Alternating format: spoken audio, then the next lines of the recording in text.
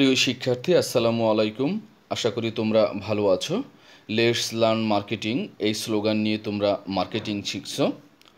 উৎপাদন, ব্যবস্থাপনা ও বিপণন দ্বিতীয় পত্র, অধ্যায় 1, বিপণন পরিচিতি। এই অধ্যায়ের 2 নম্বর লেকচারে তোমাদেরকে স্বাগতম জানাচ্ছি। প্রিয় শিক্ষার্থী, তোমাদেরকে ইতিপূর্বে বলেছি যে এই অধ্যায়ের পুরাটা 8টি লেকচারে বিভক্ত। ইতিপূর্বে একটি লেকচার সম্পূর্ণ হয়েছে। আশা করি তোমরা ওই লেকচারটি আয়ত্ত করতে পেরেছো এবং প্র্যাকটিস করেছো। আজ দ্বিতীয় লেকচারে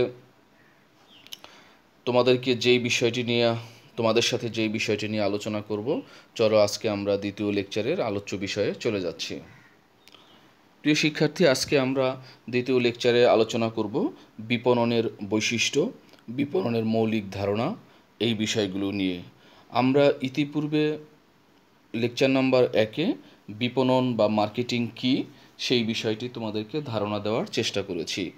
আবার একটু তোমাদের মনে করিয়ে দিই, যদি আমরা সহজ ভাষায় বলতে চাই যে বিপণন আসলে কী, তখন আমরা এইভাবে বলতে পারি যে কোনো পণ্য উৎপাদন থেকে শুরু করে এই পণ্যটি ভোক্তার কাছে পৌঁছে দেওয়া পর্যন্ত যাবতীয় যে কার্যাবলী আছে সেই কার্যাবলীর সমষ্টিকে বিপণন বলে। আমরা সহজ ভাষায় এভাবে বলতে পারি। কিন্তু বর্তমানে আমরা একটু আগে যে বললাম যে উৎপাদন থেকে শুরু করে বিপণন পর্যন্ত, কিন্তু মার্কেটিংয়ের কার্যাবলী শুধু উৎপাদন এবং বিপণন পর্যন্ত সীমাবদ্ধ না।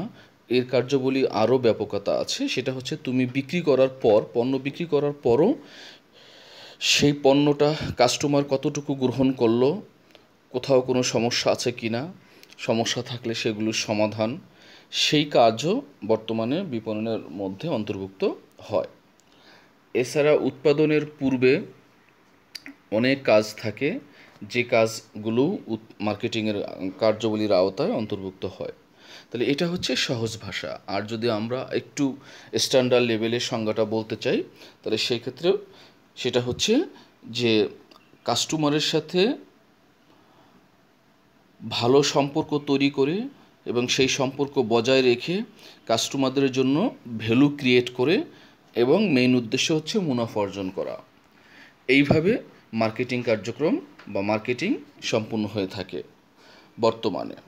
তার মানে হচ্ছে মার্কেটিং মানে হচ্ছে যে ভালো সম্পর্ক, ভ্যালু ক্রিয়েট করা, কাস্টমারদের জন্য ভ্যালু ক্রিয়েট করা এবং তাদের সাথে সম্পর্ক তৈরি করা এবং সেই সম্পর্ক বজায় রাখা, এইগুলো হচ্ছে মার্কেটিংয়ের অন্তর্ভুক্ত।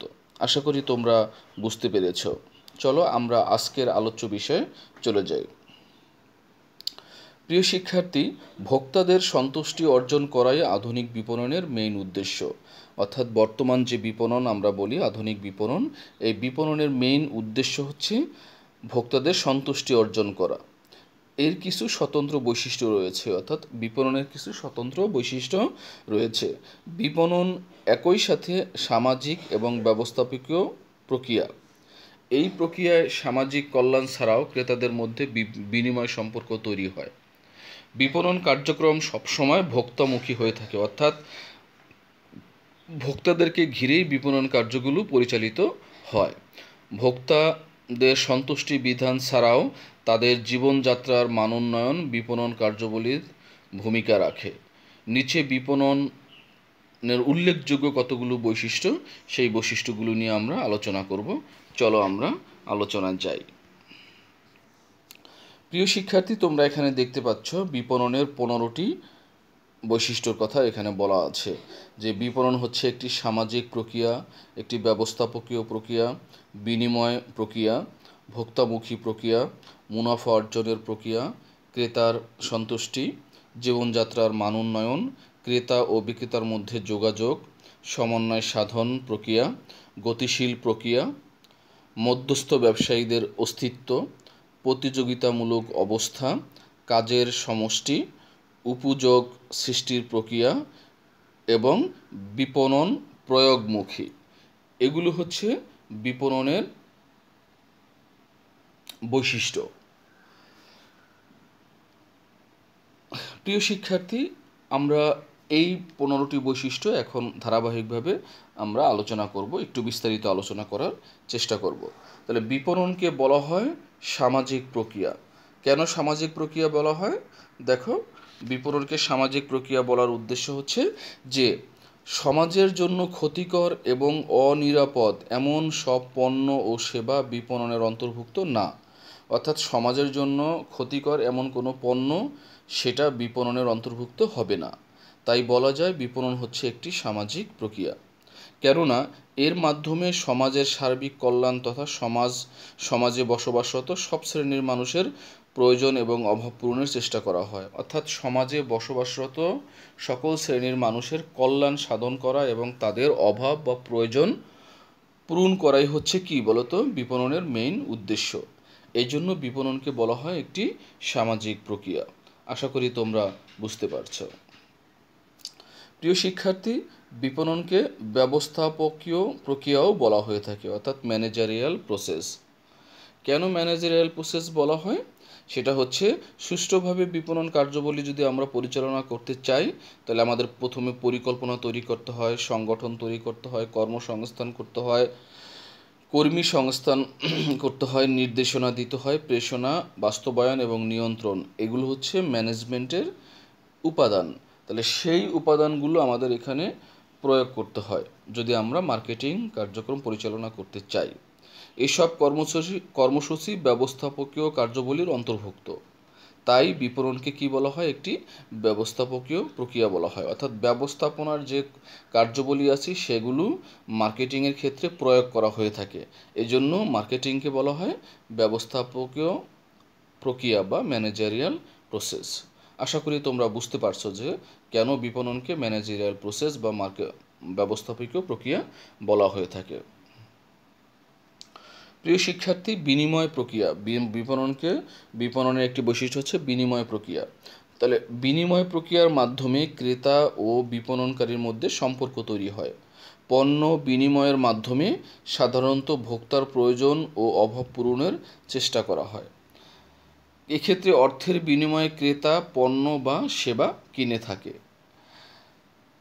তার মানে হচ্ছে বিনিময় প্রক্রিয়ার মাধ্যমে কি করা হয়? ক্রেতা ও বিপণনকারীর মধ্যে সম্পর্ক তৈরি হয়। বিনিময় মানে হচ্ছে ক্রেতা কিছু দেয়, তার বিনিময়ে বিক্রেতা ক্রেতাকে কিছু দিচ্ছে। তোমরা পাশের পিকচারে দেখতে পাচ্ছ যে এক হাত দিয়ে টাকা দিচ্ছে, তার বিনিময়ে অন্য হাতে তাকে কোনো একটি পণ্য দিচ্ছে। তাহলে এগুলো হচ্ছে বিনিময় প্রক্রিয়া। এরপরে দেখো ভোক্তামুখী প্রক্রিয়া। প্রিয় শিক্ষার্থী, তোমরা বারবার একটা শব্দ শুনতেছো, ভোক্তা। তাহলে তোমাদের জন্য দুটি শব্দ হচ্ছে ভোক্তা এবং ক্রেতা। এই দুইটি শব্দ একটু জানা প্রয়োজন। তোমরা হয়তো বা এখনও অনেকেই জানো না। তাহলে ভোক্তা হচ্ছে কি? ভোক্তাও পণ্য কিনে, ক্রেতাও পণ্য কিনে, শুধু খালি উদ্দেশ্য ভিন্ন। যখন পণ্য ক্রয় করা হয় বিক্রি করার জন্য, ব্যবসা করার জন্য, তখন তাকে বলা হয় ক্রেতা। আর তুমি যদি পণ্য ক্রয় করো নিজে বা পরিবারের লোকদের ভোগ করার জন্য, তখন সেটাকে বলা হয় ভোক্তা। একটি উদাহরণের মাধ্যমে তোমাদেরকে বোঝাচ্ছি। যেমন তুমি 1 ডজন কলম কিনলা, উদ্দেশ্য তুমি এবং তোমার ভাই বোন বা সংসারে যারা আছে তারা কলম দিয়ে লিখবা পরীক্ষার জন্য বা বিভিন্ন প্রয়োজনে বাসায় লেখার জন্য তুমি কলম কিনতেছো, তাই তোমাকে বলা হবে ভোক্তা। আর তুমি যদি কলম কিনো, উদ্দেশ্য যে তোমার একটা দোকান আছে, সেই দোকানে এই কলম তুমি এখন 4 টাকা দা কিনতেছো, সেই কলমটা তুমি 5 টাকা বা 4.5 টাকা বিক্রি করে মুনাফা করবা। তা তুমি কিনতেছো, উদ্দেশ্য যদি হয় বিক্রি করা বা মুনাফা করা, তাহলে সেটাকে বলা হয় ক্রেতা। তাহলে ক্রেতা এবং ভোক্তা কি সেটা তোমরা বুঝতে পারলে। তাহলে দেখো ভোক্তারা আছে বলেই কি হয় বলো তো বিপণনের প্রয়োজনীয়তা আছে। এই যে আমাদের যারা ভোক্তা অর্থাৎ যারা পণ্য ভোগ করে তারা আছে, তাই আমাদের কি বলো তো বিপণন কার্যগুলির প্রয়োজন আছে। তাছাড়া ভোক্তাদের ঘিরেই বিপণন কার্যগুলি পরিচালিত হয়ে থাকে। বিপণনকারীর ভাষায় consumer is not depend on আস, অর্থাৎ কাস্টমাররা আমাদের উপরে নির্ভরশীল না। We are depend on them, আমরা তাদের উপর নির্ভরশীল। অর্থাৎ বিপণনের ভাষায় তোমার হচ্ছে ভোক্তারা অর্থাৎ যারা পণ্য চূড়ান্ত ভোগ করার জন্য কিনে, তারা আমাদের উপর নির্ভরশীল না, কারণ আমরা তাদের উপর নির্ভরশীল। আমরা বলতে এখানে বোঝাচ্ছি কোম্পানিকে। কোনো একটা কোম্পানি ভোক্তাদের উপর নির্ভরশীল হয়, কারণ ভোক্তা যদি না থাকে তাহলে তো কোম্পানির কোনো অস্তিত্ব থাকবে না। ভোক্তাদের অভাব এবং চাহিদা মেটানোর জন্য সব বিপণন কার্যাবলী পরিচালিত হয় বলে একে ভোক্তামুখী প্রক্রিয়া বলা হয়। তাহলে বিপণন হচ্ছে একটি ভোক্তামুখী প্রক্রিয়া। কেন ভোক্তামুখী প্রক্রিয়া? কারণ এই ভোক্তাদের অভাব এবং চাহিদা মেটানোর জন্যই সব বিপণন কার্যাবলী পরিচালিত হয়, তাই বিপণনকে ভোক্তামুখী প্রক্রিয়া বলা হয়। আশা করি তোমরা বুঝতে পারছো। প্রিয় শিক্ষার্থী, মুনাফা অর্জনের প্রক্রিয়া। বিজনেসের ক্ষেত্রে আমরা যাই বলি না কেন, বিজনেসের ক্ষেত্রে মেইন উদ্দেশ্য হচ্ছে মুনাফা অর্জন করা। কিন্তু সেই মুনাফাটা অর্জন করে মানুষ কি বিভিন্নভাবে মুনাফা অর্জন করতে পারে। তাহলে মার্কেটিংয়ের ক্ষেত্রে মার্কেটিংয়ের একটা বৈশিষ্ট্য হচ্ছে যে এটা কি বলতো, মুনাফা অর্জনের প্রক্রিয়া। ক্রেতা সাধারণকে সন্তুষ্ট করার মাধ্যমে মুনাফা অর্জন করাই হচ্ছে আধুনিক বিপণনের মূল উদ্দেশ্য। মুনাফা অর্জন ছাড়া কোনো প্রতিষ্ঠানেই বাজারে টিকতে পারে না। তাই মুনাফা অর্জনের লক্ষ্যে প্রতিষ্ঠানগুলো বিপণন কর্মসূচি প্রণয়ন করে থাকে। তার মানে বিপণনের আমরা এই যে সন্তুষ্টি করা, কাস্টমারকে সন্তুষ্টি করা, তার সাথে ভালো সম্পর্ক তৈরি করা, সম্পর্ক বজায় রাখা, এই কথাগুলো আমরা বলি, কিন্তু এগুলো বলার মেইন উদ্দেশ্যই হচ্ছে প্রতিষ্ঠানের মুনাফা অর্জন করা। তার মানে মুনাফা অর্জন করার একটা প্রক্রিয়া হচ্ছে মার্কেটিং। প্রিয় শিক্ষার্থী, তোমরা দেখতে পাচ্ছ ক্রেতার সন্তুষ্টি। ক্রেতা সাধারণের সন্তুষ্টির উপর প্রতিষ্ঠানের অস্তিত্ব নির্ভর করে, তাই প্রতিষ্ঠানের বর্তমান ক্রেতা সন্তুষ্টির বিষয়টি গুরুত্ব সহকারে বিবেচনা করা হয়। অর্থাৎ কোনো একটা কোম্পানির পণ্য কিনে যদি ক্রেতার সন্তুষ্টি না হয়, তাহলে কিন্তু ওই কোম্পানিটা বেশি দিন টিকবে না। কারণ ক্রেতার সন্তুষ্টির উপরে নির্ভর করে ওই প্রতিষ্ঠান আসলে কতদিন বাজারে থাকবে। বর্তমানে নামি দামি প্রতিষ্ঠানগুলো যেমন we don't love our product, we just love our customers স্লোগানটি ব্যবহার করে থাকে। ক্রেতাদের আকর্ষণের চেষ্টা করা হয়। অর্থাৎ ক্রেতাই হচ্ছে তোমার ক্রেতা সন্তুষ্টির উপরেই একটা প্রতিষ্ঠানের ভবিষ্যৎ কার্যক্রম টিকে থাকবে। কেননা তারা জানে যে একজন সন্তুষ্ট ক্রেতা কেবল নিজেই পণ্য কিনে না, বরং অন্যদেরকেও পণ্য কিনতে উৎসাহিত করা হয়। প্রিয় শিক্ষার্থী, এই কথার মানে হচ্ছে, ধরো তুমি কোনো একটা পণ্য কিনলা বা একটা মোবাইল কিনলা, ধরো এখন এই মোবাইলটা মনে করো তুমি যত টাকা দা কিনছো, মনে হচ্ছে তার চেয়ে তোমাকে ভালো সার্ভিস দিচ্ছে, অর্থাৎ তুমি এই মোবাইলটা কিনে সন্তুষ্ট বা এই মোবাইলটা ব্যবহার করে তুমি সন্তুষ্ট। তুমি যদি এই মোবাইলটা ব্যবহার কিনে খুশি থাকো, তাহলে কিন্তু তুমি আবার আরেকজনকে বলবা যে আমি এই ব্র্যান্ডের এই নামের একটা মোবাইল কিনছিলাম, মোবাইলটা আসলে অনেক ভালো। তুই যেহেতু মোবাইল কিনতেছিস, তুই চাইলে এইটা কিনতে পারোস, এটা অনেক ভালো। বা অনেক সময় আমরা যখন কোনো পণ্য কিনি, যে ওই পণ্যটা ব্যবহার করে তার কাছ থেকে আমরা জিজ্ঞেস করি, কিরে দোস্ত, যে তুই যে পণ্যটা কিনতেছিস, ব্যবহার করতেছিস, এটা কী অবস্থা, এটা কেমন, ভালো ভালো সার্ভিস দেয় কি না। আমরা অনেক সময় বাই এরকম বলি। তার মানে হচ্ছে যদি ওই পণ্যটা ভালো সার্ভিস দেয়, তাই তুমি তো কিনছই, তুমি তো সন্তুষ্ট হয়েছো, পাশাপাশি যে অন্যকেও তুমি কি করো, উদ্বুদ্ধ করো কেনার জন্য। হ্যাঁ দোস্ত, এই পণ্যটা অনেক ভালো, আমি ব্যবহার করতেছি, আমার ভাইও ব্যবহার করে, আসলে এটা অনেক সুন্দর। এই কথাগুলো কাস্টমার কখন বলবে? যখন ওই ক্রেতা অনেক সন্তুষ্ট থাকে তোমার উপরে বা তোমার পণ্যের উপরে, কোম্পানির পণ্যের উপরে। আশা করি তোমরা বুঝতে পারছো যে ক্রেতা সন্তুষ্ট বিষয়টা আসলে কি। প্রিয় শিক্ষার্থী, এরপরে দেখো জীবনযাত্রার মান উন্নয়ন। এই যে মার্কেটিংয়ের কারণেই বর্তমান যুগে আমরা পণ্যকে বিভিন্নভাবে পাচ্ছি। অর্থাৎ এই কোম্পানিগুলো তাদের পণ্য বিভিন্ন আকার, বিভিন্ন সাইজ, বিভিন্ন কোয়ালিটি, বিভিন্ন কালারে পণ্যগুলো উৎপাদন করে থাকে এবং বিভিন্ন প্যাকেজিং, আকর্ষণীয় প্যাকেজিংয়ে পণ্যগুলো উৎপাদন করে থাকে কাস্টমারের জন্য। এখন আমরা সকল পণ্য একই জায়গায় গিয়ে এবং আমাদের পছন্দ মতো বিভিন্ন ধরনের পণ্য আমরা ক্রয় করতে পারি। এই যে আমাদের জীবনকে অনেক সুন্দর এবং কি বলতো সাফল্যমণ্ডিত করছে এই মার্কেটিংয়ের কারণেই আজকে আমরা এত সুন্দর সুন্দর পণ্য পাচ্ছি। তাহলে সেই ক্ষেত্রে দেখো, ক্রেতাদের রুচি, পছন্দ এবং চাহিদা অনুযায়ী মানসম্পন্ন পণ্য বা সেবা সরবরাহের মাধ্যমে মানুষের জীবনযাত্রার মানকে বিপণন কি করছে বলতো, উন্নত করার ক্ষেত্রে ভূমিকা রাখছে। নতুন নতুন পণ্য ব্যবহারের ফলে ক্রেতাদের একঘেয়েমি জীবনের অবসান ঘটছে। তারা আজ মানসম্মত পণ্য ব্যবহারের মাধ্যমে জীবনকে উপভোগ করতে পারছে। তার মানে বিভিন্ন রকম পণ্য আমরা উপভোগ করতে পারতেছি, যেগুলো আমাদের জীবনকে অনেক সুন্দর করে তুলছে। এটাই হচ্ছে আমাদের জীবনযাত্রার মান উন্নয়নে মার্কেটিং অনেক ভূমিকা পালন করছে। প্রিয় শিক্ষার্থী, ক্রেতা বিক্রেতার মধ্যে যোগাযোগ। এই বিপণনের মাধ্যমে কি হয়, ক্রেতা এবং বিক্রেতার মধ্যে কি হয়, যোগাযোগ সৃষ্টি হয়। বিপণনের বদৌলতে বর্তমানে ক্রেতা বিক্রেতার মধ্যে সরাসরি সম্পর্ক সৃষ্টি হয়। এর ফলে ক্রেতাদের মানসিক অবস্থা তথা ক্রেতাদের পছন্দ অপছন্দ, ক্রয় ক্ষমতা, পণ্য সম্পর্কে ধারণা ইত্যাদি একজন বিক্রেতা সহজেই বুঝতে পারে। তার মানে ক্রেতা এবং বিক্রেতার মধ্যে মনোযোগ আকর্ষণের ক্ষেত্রে, যোগাযোগের ক্ষেত্রে মার্কেটিং ভূমিকা রাখে। তার মানে এটা হচ্ছে ক্রেতা বিক্রেতার মধ্যে যোগাযোগ। এরপরের যে বৈশিষ্ট্যটা, এটা হচ্ছে সমন্বয় সাধন প্রক্রিয়া অর্থাৎ কোঅর্ডিনেটিং প্রসেস। ক্রেতাদেরকে সন্তুষ্ট করা কঠিন এবং চ্যালেঞ্জিং কাজ। তবুও বিভিন্ন শ্রেণীর ক্রেতাদের সন্তুষ্ট অর্জনের জন্য ব্যবসায় প্রতিষ্ঠানগুলো তাদের কার্যক্রমের মধ্যে সমন্বয় সাধনের চেষ্টা করতেছে। প্রিয় শিক্ষার্থী, যেমন অর্থনৈতিকভাবে সচ্ছলদের জন্য নেসক্যাফে কফি বড় সাইজের প্যাকেজে পাওয়া যায়। তোমাদের একটা উদাহরণ দিয়ে বোঝাচ্ছি যে কিভাবে মানে সমন্বয় করে মার্কেটিংয়ের লোকেরা। যেমন বড় সাইজের নেসক্যাফে কফি পাওয়া যায়, যারা সাধারণত সচ্ছল তারা একসাথে 500-700 টাকা দিয়ে বড় প্যাকেট কিনে। কিন্তু যারা অর্থনৈতিকভাবে কম সচ্ছল তাদের জন্য নেসক্যাফে মিনি কফি, যেটা 3 টাকা মূল্যে বাজারে পাওয়া যাচ্ছে। তার মানে একজন অসচ্ছল লোকও যদি চায় যে সে কফি খাবে, সে কিন্তু 3 টাকা দেয়া মিনি প্যাকেট কিনে খেতে পারে। তার মানে হচ্ছে এই যে ছোট বড় ধনী গরিব সবার জন্যই তোমার হচ্ছে ওই কোম্পানির পণ্যটা প্রস্তুত রাখা, এটাই হচ্ছে তোমার কোঅর্ডিনেটিং প্রসেস বা সমন্বয় সাধন, অর্থাৎ সবার জন্যই ব্যবস্থা করা। এক্ষেত্রে বিপণন মিশ্রণের 4টি যে উপাদান থাকে, প্রোডাক্ট, প্রাইস, প্লেস, প্রমোশন, অর্থাৎ পণ্য, মূল্য, স্থান এবং প্রসার, এর মধ্যে সমন্বয় থাকা প্রয়োজন হয়।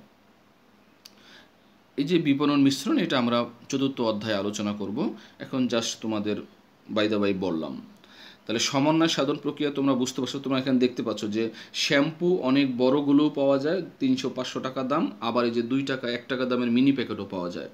কোনো ক্রেতা যদি চায় যে সে 1 টাকা দিয়ে শ্যাম্পু কিনে ব্যবহার করবে, তখন সে সেটাও পারবে, আবার বড় প্যাকেটও চাইলে কিনতে পারবে। তার মানে সবার জন্য এই পণ্যটা ব্যবহারের উপযোগী করে তোলা, এটাই হচ্ছে সমন্বয় সাধন প্রক্রিয়া। আশা করি তোমরা বুঝতে পারছো। প্রিয় শিক্ষার্থী, এরপরে দেখো গতিশীল প্রক্রিয়া। বিপণনকে বলা হয় ডায়নামিক প্রসেস। কেন ডায়নামিক প্রসেস বলা হয়? দেখো, ভোক্তাদের পছন্দ অপছন্দ, রুচি, অভ্যাস ইত্যাদি প্রতিনিয়ত পরিবর্তন হচ্ছে, ঠিক না? কাস্টমারের অভ্যাস, রুচি, পছন্দ পরিবর্তন হচ্ছে। এর সাথে তাল মিলিয়ে চলতে বিপণন কৌশলও পরিবর্তন হচ্ছে। যেমন ভোক্তারা বর্তমানে ইন্টারনেট ব্যবহারে উৎসাহী হয়ে উঠেছে। এর ফলে ব্যবসা প্রতিষ্ঠানগুলো তাদের পণ্যের বিজ্ঞাপন ইন্টারনেটও প্রচার করছে।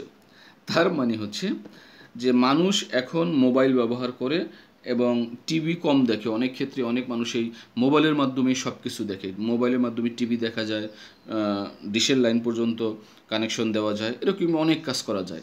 তাই এখন মার্কেটিংয়ের লোকেরা কী করলো, ওই বিজ্ঞাপন এখন মোবাইলের বিভিন্ন বিভিন্ন মাধ্যমে এটা ব্যবহার করে থাকে, যার কারণে সে যেন বাদ না যায়, সে যেন তার পণ্য সম্পর্কে, কোনো কোম্পানির পণ্য সম্পর্কে সে যেন অবগত না থাকে, এরকম যেন না হয়। এই জন্য তারা এই প্রসেসগুলো নিয়ে থাকে। যেমন তোমরা এখন বিভিন্ন সময় বিভিন্ন পেজে বা বিভিন্ন ওয়েবসাইটে যখন আমরা যাই, তখন আমরা এই বিজ্ঞাপনগুলো দেখে থাকি। এর ফলে ব্যবসা প্রতিষ্ঠানগুলো তাদের পণ্যের বিজ্ঞাপন ইন্টারনেটেও প্রচার করে থাকে, তাই না? অর্থাৎ ভোক্তাদের চাওয়া পাওয়ার সাথে মিল রেখে বিপণন কৌশল প্রণয়ন করে ব্যবসা প্রতিষ্ঠানগুলো তাদের গতিশীলতা বজায় রেখে, অর্থাৎ যখন যেখানে যতটুকু প্রয়োজন সেই ব্যবস্থাই করে থাকে। আর এই ব্যবস্থাকেই বলা হয় গতিশীল প্রক্রিয়া বা ডায়নামিক। অর্থাৎ বিপণনটা এক জায়গায় থেমে নেই, যুগের প্রয়োজনে যখন যেখানে যা প্রয়োজন সেই সাথেই তাল মিলিয়ে চলে। এটাই হচ্ছে বিপণনের গতিশীল প্রক্রিয়া। প্রিয় শিক্ষার্থী, মধ্যস্থ ব্যবসায়ীদের অস্তিত্ব।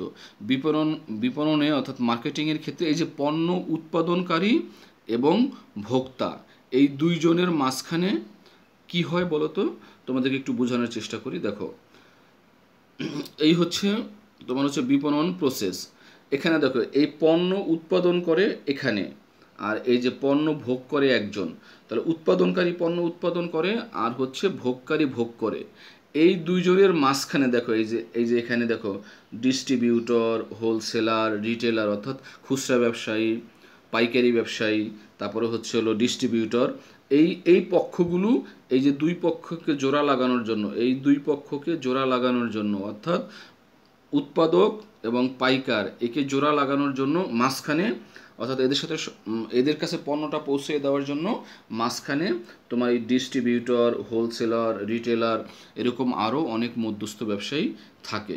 এই জন্য বলা হয়, এই জন্য কী বলা হয় বলো তো, এই জন্য বলা হয় যে মধ্যস্থ ব্যবসায়ীদের অস্তিত্ব, অর্থাৎ মার্কেটিংয়ের ক্ষেত্রে তোমার হচ্ছে মধ্যস্থ ব্যবসায়ী অবস্থান করে থাকে। তাহলে ভোক্তাদের কাছে সুষ্ঠুভাবে মধ্যস্থ ব্যবসায়ীরা পণ্য পৌঁছানোর ক্ষেত্রে গুরুত্বপূর্ণ ভূমিকা পালন করে থাকে। এদের বাদ দিয়ে কিন্তু বাজারজাতকরণ কর্মসূচি বাস্তবায়ন করা সম্ভব না। তাই বিপণন ব্যবস্থায় বিপণন মধ্যস্থ ব্যবসায়ী যথা পাইকারি, খুচরা ব্যবসায়ী, প্রতিনিধি, এজেন্ট, পরিবেশক, ডিলার প্রভৃতি এখানে অন্তর্ভুক্ত থেকে। প্রিয় শিক্ষার্থী, তোমরা আশা করি বুঝতে পারছো। এবার দেখো প্রতিযোগিতামূলক অবস্থা। বিপণন কর্মকাণ্ড তীব্র প্রতিযোগিতা দেখা যায়, ঠিক না? পণ্যের মান উন্নয়ন ছাড়াও মূল্য নির্ধারণ এবং প্রমোশন কৌশলের ক্ষেত্রে প্রতিষ্ঠানগুলো তার প্রতিযোগী থেকে শক্ত অবস্থানে থাকতে চায়। অর্থাৎ তুমি যেই পণ্যের ব্যবসা করো, এই পণ্যের ব্যবসা অন্য যারা করে তাদেরকে বলা হয় প্রতিযোগী। যেমন স্কয়ার ওষুধ বানায়, তাহলে স্কয়ারের প্রতিযোগী কারা? এসিআই লিমিটেড, এসকেসেফ, বেক্সিমকো, একমি, এগুলো হচ্ছে রেনেটা, এগুলো হচ্ছে স্কয়ার প্রতিযোগী। তার মানে সেম ব্যবসা অন্য যারা করে তারা হচ্ছে তোমার প্রতিযোগী। আশা করি তোমরা প্রতিযোগিতা কি বুঝতে পারছো। তার প্রতিযোগিতামূলক অবস্থার এই বিপণনের ক্ষেত্রে তৈরি হয়, এর জন্য বলা হয় প্রতিযোগিতামূলক অবস্থা। এরপরে দেখো কাজের সমষ্টি। বিপণন হচ্ছে অনেকগুলো কাজের সমষ্টি। দেখো এখানে তোমরা দেখতে পাচ্ছ যে buying, selling, transporting, sorting, standard and grading, financing, risk taking, market information, এগুলো হচ্ছে তোমার কাজ, বিপণনের কাজ। এই কাজগুলোর সমষ্টিকেই বলা হয় বিপণন। যেমন বিপণন অন্যতম একটি গুরুত্বপূর্ণ বৈশিষ্ট্য হলো এটি কতগুলো কার্যাবলীর সমষ্টি, যেমন পণ্য ক্রয়, বিক্রয়, এই গুদামজাতকরণ, পর্যায়িতকরণ, অর্থায়ন, বন্টন, এগুলো হচ্ছে বিপণনের কাজ। এই কতগুলো কাজের সমষ্টিকে বলা হয় মার্কেটিং। এজন্য বিপণনের বৈশিষ্ট্য হচ্ছে কাজের সমষ্টি। এরপর দেখো উপযোগ সৃষ্টি। বিপণন কি করে? অনেকগুলো উপযোগ সৃষ্টি করে। উপযোগ মানে হচ্ছে পণ্য বিপণনের মাধ্যমে বিভিন্ন ধরনের উপযোগ সৃষ্টি হয়। যেমন পণ্য সামগ্রী ক্রয় বিক্রয়ের মাধ্যমে সত্যগত উপযোগ সৃষ্টি হয়, তারপরে হচ্ছে গুদামজাতকরণের মাধ্যমে সময়গত উপযোগ সৃষ্টি হয়, পরিবহনের মাধ্যমে স্থানগত উপযোগ সৃষ্টি হয়। এই উপযোগ সৃষ্টি করা হচ্ছে তোমার বিপণনের একটি কার্যাবলী। উপযোগের বিষয়গুলো আমরা পরে কোনো একটা লেকচারে বিস্তারিত আলোচনা করব, আপাতত এটুকু বুঝে থাকো। বিপণন হচ্ছে প্রয়োগমুখী। মার্কেটিং ইজ অ্যাপ্লিকেবল, অর্থাৎ বিপণনটা হচ্ছে একটি প্রয়োগ। বিপণনের একটি সাধারণ বৈশিষ্ট্য হলো এটি প্রয়োগমুখী। এটা শুধু তাত্ত্বিক জ্ঞান অর্জনের বিষয় না। বিপণন বাস্তব সমস্যার সমাধানে বিপণনের তাত্ত্বিক জ্ঞান ও কৌশল প্রয়োগে করেই একটি প্রতিষ্ঠানের পক্ষে সফলতা অর্জন করে। তাই বলা যায় বিপণন হচ্ছে এমন একটি সামগ্রিক প্রক্রিয়া বা ব্যবস্থা যার মাধ্যমে ক্রেতা, ব্যবসায় প্রতিষ্ঠান এবং সমাজের কল্যাণ সাধিত হয়। প্রিয় শিক্ষার্থী, এতক্ষণ আমরা বিপণনের বৈশিষ্ট্য সম্পর্কে আলোচনা করলাম।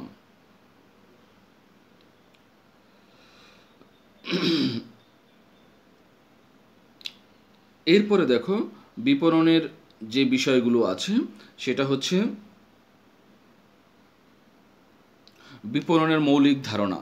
তাহলে বিপণনের মৌলিক ধারণার যে বিষয়টা আছে এটা আমরা পরবর্তী লেকচারে তোমাদের সাথে আলোচনা করব। আজ এই পর্যন্তই। আশা করি তোমরা ভালো থাকবে।